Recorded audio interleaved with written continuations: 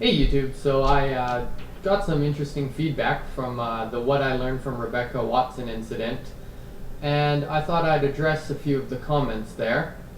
And I'm going to start with awatson945. You write, "Good video, but I was disappointed you didn't deal with the white male privilege comment. Ad hominem? Is that falsifiable in regards to an individual?" Okay, so I went and organized all the references to white male from the post that Rebecca Watson made. We got, yes, Richard Dawkins believes I should be a good girl and just shut up about being sexually objectified because it doesn't bother him. Thanks, wealthy old heterosexual white man. Or, so I have my concerns, and more so the concerns of other women who have survived rape and sexual assault. Dismissed thanks to a rich white man comparing them to the plight of women who are mutilated is insulting to us, to all of us. And at the end of that blog post, she put a little note saying, also, some of you are wondering if I'm criticizing all rich, white, old, etc. men when I call out those attributes. No, I'm merely illustrating the unbelievable height of Dawkins' privilege. Okay. Well, I certainly think the second one I read off there it's not ad hominem, but you could definitely say it's a straw man, saying that he doesn't care about the concerns of rape and sexual assault victims. Nothing in Dawkins' comment says that. So that's pretty much just straw manning them. Are any of these ad hominems? Well, ad hominem generally goes, person A makes claim X, person B makes an attack on person A, therefore A's claim is false. Her comments are kind of borderline on that, but I'm not sure if I could say specifically that it is an ad hominem. There is the possibility when you want to take somebody's bias into account, you can make the claim that they're in the position of being biased for certain attributes. An example of that would be a group for paranormal research, or a whole bunch of groups that are into ghosts and kind of things, and they make a study that proves that ghosts are real, and the study for itself is the real indicator whether it's true or not, but you can still call into, claim that their study is biased given the group that they come from. So in that way it wouldn't be an ad hominem attack. But if you're saying specifically your argument can't be true because you are a white old man, then yes, that is an ad hominem attack. Is that falsifiable in the regards to an individual? It's hard to falsify motivations. It's really just the person saying it, whether or not they're motivated or not. So it's pretty hard to actually falsify motivations of a person. You can't tell if they're lying or not. So that's about all I can say on that. I think one also could probably make the claim that Rebecca Watson also holds a bias due to her strong feminist ideals, and she uses that against Dawkins' comment. But honestly, I don't think whether Dawkins is privileged because he's a white male or her bias as a feminist really matters. I think just in analyzing of the arguments is really just what matters in this case. Alright, next I'm going to respond to razorlikeblue. We had a bit of a back and forth because I needed to clarify that I meant potential rapist, and you said that I could replace anything in your argument that says rapist with potential rapist. So that's what I'm going to do. You said you're pretty much saying it is all okay for all women to assume that men are rapists, which I will replace with potential rapists. That's sexist. No, actually it's not sexist. To think that someone is a potential rapist is simply looking at statistics. It would be sexist if on the other hand, women were the high percent rapists and we created a different standard for them. But that's not the case. If women were raping on a high percentage, I would think that women would have to take the same precautions as men do. So that's where it's not sexist, because there's no standard that's different But when you're looking at the statistics, this is the way it goes. It's heavily favored that men are the higher chance rapists. And that's where we get to potential rapists, because we're not talking about women being allowed to assume that all men are rapists. Huge difference. How about women don't assume all men are violent sex addicts? See, if we change rapist to potential rapists, that doesn't exactly make sense anymore. Do women also have to follow similar guidelines? Yes, like I said, if the percentages were the other way around, women absolutely should. If I'm walking down the street at night and cross paths with a large black man and I'm afraid he will mug me, should he have crossed the street to set me at ease? Or should I just stop being racist?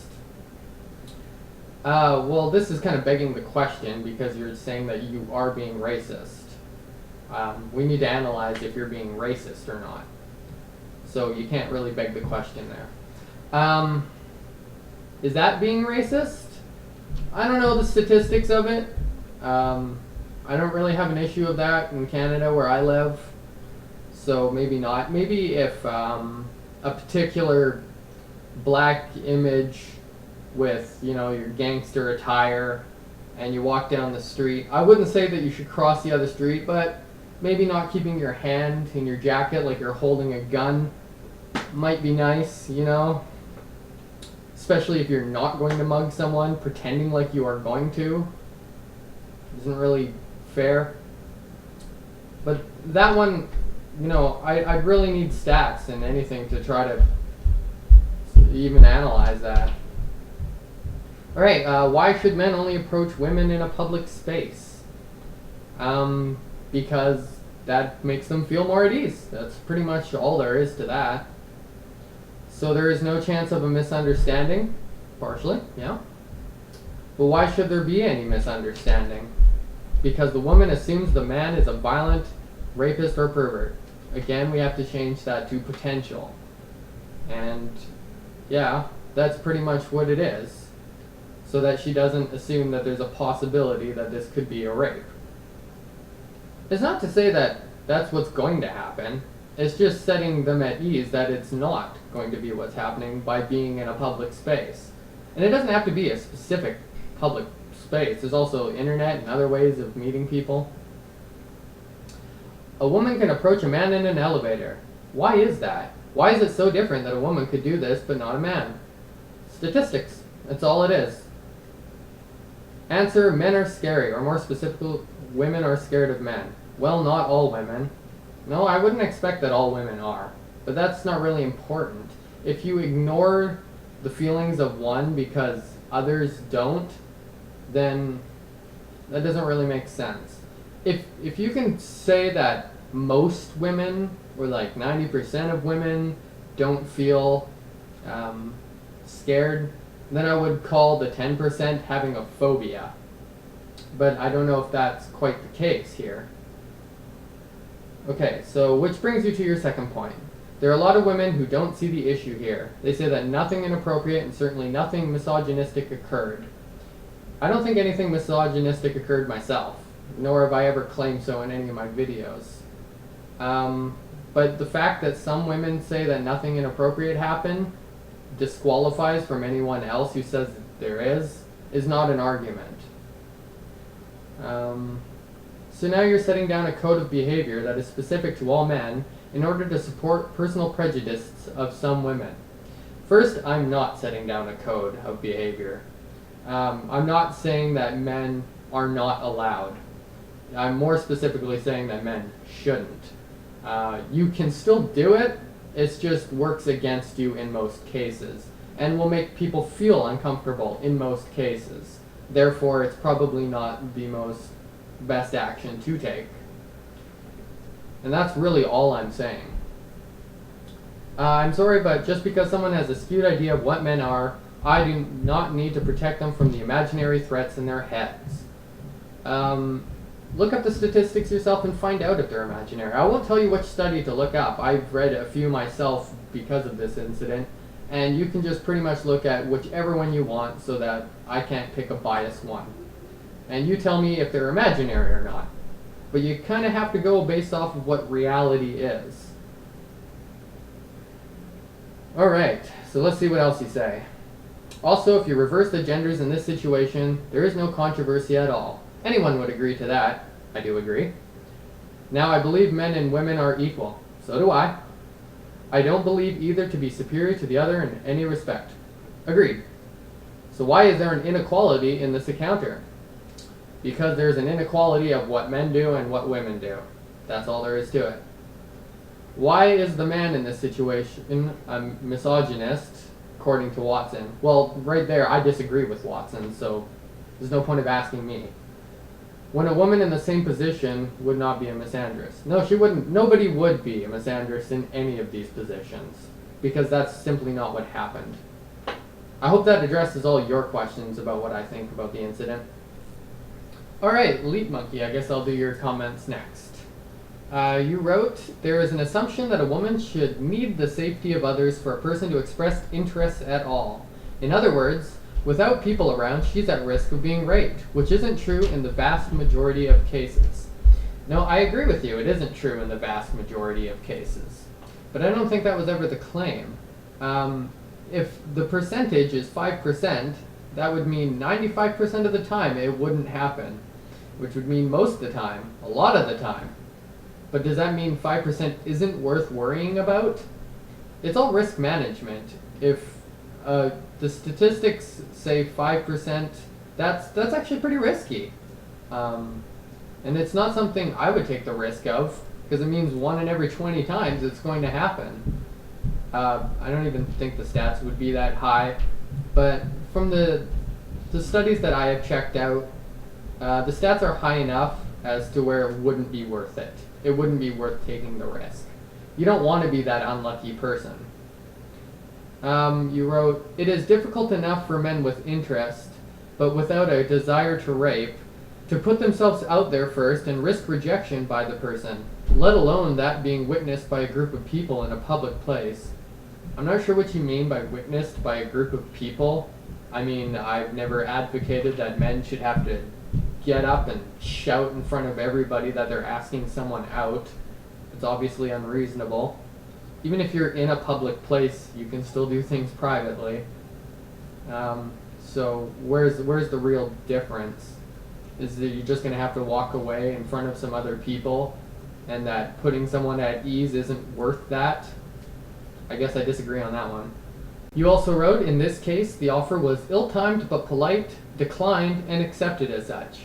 I do agree with that, but I don't think that automatically makes it appropriate. I could walk up to a woman on the street and say, "Excuse me, ma'am, but would you please take off your top? I would like to see your breasts." And if she declines, I could walk away. It would be ill-timed, polite, and declined, but it still would not make it appropriate. You also wrote, I think people who fixate on and champion causes often see everything through the lenses of said cause. I actually agree with you. I think a lot of people have been throwing around words like sexualize and sexual objectification and misandry about this case, and I don't think any of them are justified. But I still think there are things worth learning about it. Has she ever shown interest in a man at a convention/talk? I don't know. Why does she presume that skeptical thinkers are immune from being attracted? Why do you presume she thinks that? If you were a man and interested in her after a great conversation, carpe diem? In this specific case, are we talking about me doing it in the elevator? After this incident, I've probably learned enough that that would probably be a bad idea. Beforehand, before the incident, and before I even thought about any of this, I probably would have said yes. But I've changed my mind since. But you're not even saying where this is happening, so I can't really comment too much into it. If she were similarly interested in him, do you think we would even be hearing about it? Nope, I don't think we would. But again, I've been talking about statistics the whole time, and there's a reason why we're hearing about it in one direction and not the other. I think I know where a lot of people are coming from who are against Rebecca Watson and a lot of her supporters. I think a lot of people have an idealistic sense of morality, and they're looking for a true equality among the sexes, and that's good. I mean, I support that. But really what you guys are doing is you're attacking the effect and not the cause. So what the effect is that women are treating men differently, and that's where it seems to be unequal. But the real cause of where it's unequal is the fact that men are statistically more willing to rape than women are. Women hardly ever rape, and men do a lot, and it's disproportionate. If you want to attack what's causing this unequal sense in your morality, you should be attacking these guys who do rape. We should be lowering that percentage, because that's the way we want to make it equal.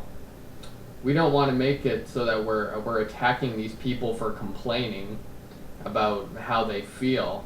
We want to give them nothing to feel bad about.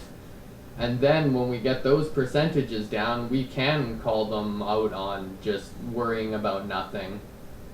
And like I said, take a look at any study you'd like, and you find the results for yourself. Because I don't want to try to convince someone. You can go look up the information yourself. And I guess that's all I'm going to say about this. I'm actually pretty tired of the Rebecca Watson incident, and kind of want to move on to other stuff, so I hope this addresses anything anybody wants to know about my opinion on it. Thanks for watching though. Bye.